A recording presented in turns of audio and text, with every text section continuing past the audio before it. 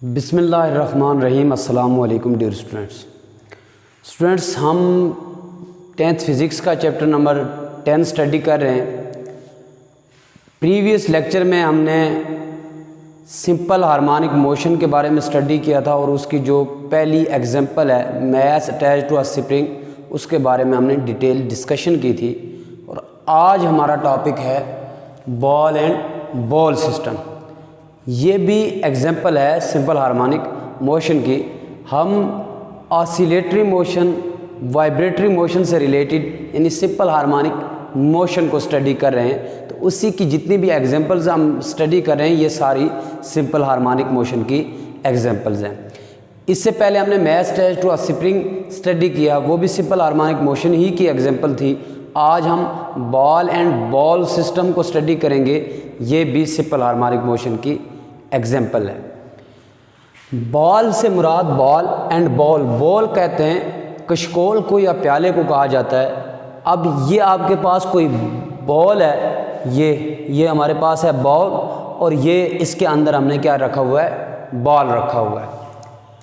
The motion of a ball placed in ball is an example of simple harmonic motion. यानी ball की motion जब हम इसके को किसी बॉल में रखें तो ये किसकी एग्जांपल है, सिंपल हार्मोनिक मोशन की। इससे पहले हमने mass attached to a spring में पढ़ा था कि बॉडी की एक्सट्रीम पोजीशन क्या होती है, मीन पोजीशन क्या होती है और रिस्टोरिंग फोर्स क्या होती है। याद रखिएगा स्टूडेंट्स, यहाँ पे बॉडी की मीन पोजीशन ये है जिसको हमने ओ से रिप्रेजेंट किया है। और यहाँ देखिए मीन पोजीशन पे अगर आप देखेंगे तो दो फोर्सेस इस बॉडी पे एक्ट कर रही हैं, बॉल पे एक्ट कर रही हैं। एक इस बॉल का वेट है जो डाउनवर्ड एक्ट कर रहा है, और फिर एक नॉर्मल रिएक्शन आर है जो अपवर्ड एक्ट कर रहा है, और दोनों एक दूसरे के इफेक्ट को कैंसिल कर रहे हैं, जिसकी वजह से बॉल ना डाउनवर्ड फॉल करना है ना अपवर्ड मूव कर रहा है। इनिशियली जब हम देखेंगे बॉल एट मीन पोजीशन को, तो इनिशियली बॉल क्या है, रेस्ट में है। तो जो नेट फोर्सेस बॉल पे एक्ट कर रही हैं वो किसके इक्वल होंगी, ज़ीरो के इक्वल होगी। ये यानी यहाँ पे नेट फोर्सेस किसके इक्वल होंगी, मीन पोजीशन पे ज़ीरो के इक्वल, क्योंकि इनिशियली बॉल रेस्ट में है। तो इसका मतलब है इस पे जो नेट फोर्स एक्ट करती है वो किसके इक्वल है, ज़ीरो के इक्वल है। अब अगर हम बॉल को थोड़ा सा डिस्टर्ब कर दें, बॉल को जब डिस्टर्ब करेंगे तो ये बॉल मूव करना स्टार्ट कर देगा टूवर्ड एक्सट्रीम पोजीशन ए। और याद रखें जब ये बॉल मूव करना स्टार्ट करेगा टूवर्ड एक्सट्रीम पोजीशन ए, तो बॉल की जो स्पीड होगी टूवर्ड एक्सट्रीम पोजीशन ए वो मिनिमम होगी, यानी कम से कम होगी। और at extreme position A, exact at extreme position A पे बॉल की जो स्पीड है वो ज़ीरो हो जाएगी। तो जब स्पीड ज़ीरो होगी तो काइनेटिक एनर्जी भी डेफिनेटली किसके इक्वल होगी, ज़ीरो के इक्वल होगी, क्योंकि काइनेटिक एनर्जी डिपेंड करती है स्पीड पे। काइनेटिक एनर्जी होती है 1/2 mv², यानी स्पीड पे डिपेंड करती है। तो अगर स्पीड ज़ीरो है एट एक्सट्रीम पोजीशन ए, तो हमारे पास काइनेटिक एनर्जी भी ज़ीरो के इक्वल होगी। अब यहाँ पे जब इसकी काइनेटिक एनर्जी ज़ीरो होगी तो बॉल दोबारा ग्रेविटी की वजह से किधर मूव करेगा, टुवर्ड मीन पोजीशन ओ, मीन पोजीशन ओ की तरफ ये दोबारा मूव करेगा।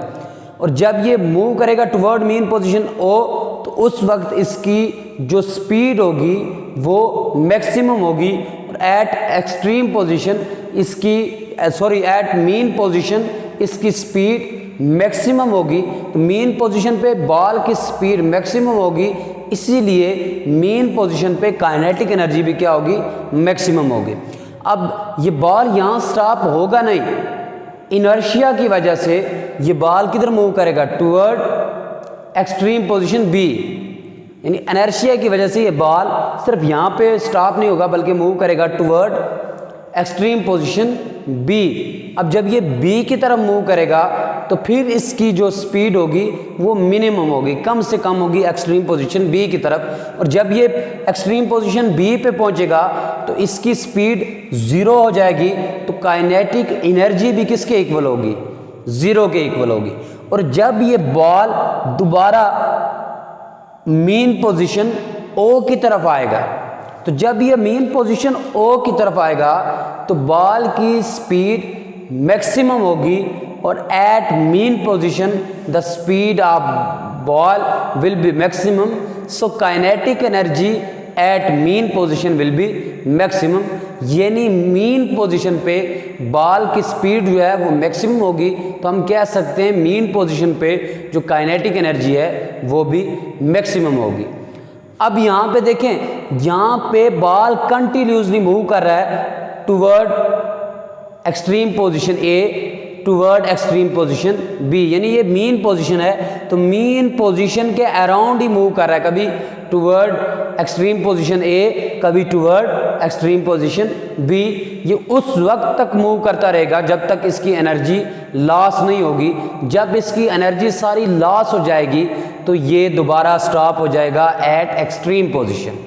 तो फिर क्या होगा, ये दोबारा स्टॉप हो जाएगा एट एक्सट्रीम पोजीशन, लेकिन उस वक्त तक जब तक इसकी एनर्जी है ये मूव करता रहेगा अबाउट मीन पोजीशन। तो कभी एक्सट्रीम पोजीशन ए की तरफ मूव करेगा, कभी एक्सट्रीम पोजीशन बी की तरफ ये मूव करेगा।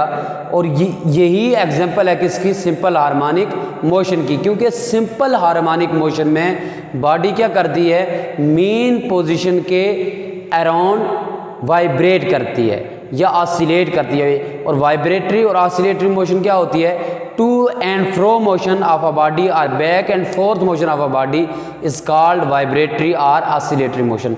यानी कि मीन पोजीशन के आगे और पीछे जो मोशन होती है किसी भी ऑब्जेक्ट की, उसी को हम कहते हैं वाइब्रेटरी मोशन या ऑसिलेटरी मोशन। अब देखें, यहाँ पे बॉल है तो ये कभी मीन पोजीशन के आगे मूव कर रहा है, कभी मीन पोजीशन के पीछे मूव कर रहा है। तो हम कह सकते हैं ये बॉल की जो यहाँ पे मोशन है वो कौन सी है, वाइब्रेटरी मोशन है या ऑसिलेटरी मोशन है। तो इसमें याद रखें, यहाँ पे जब हम बॉल को मूव करवाएंगे एक्सट्रीम पोजीशन ए की तरफ, तो यहाँ पे रिस्टोरिंग फोर्स की डायरेक्शन किधर होगी, टुवर्ड मीन पोजीशन, और एक्सेलरेशन की भी डायरेक्शन किधर होगी, टुवर्ड मीन पोजीशन।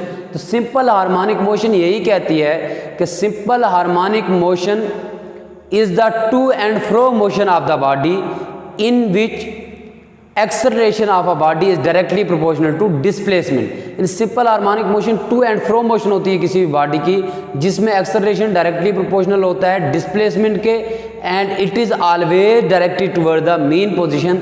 और ये एक्सेलरेशन हमेशा इसकी डायरेक्शन किधर होती है, टुवर्ड मीन पोजीशन।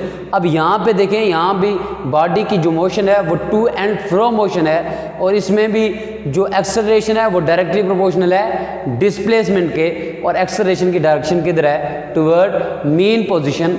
तो हम कह सकते हैं कि ball and ball system is also an example of simple harmonic motion.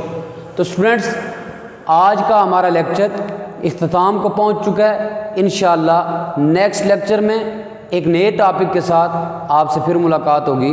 तब तक के लिए अल्लाह हाफ़िज़।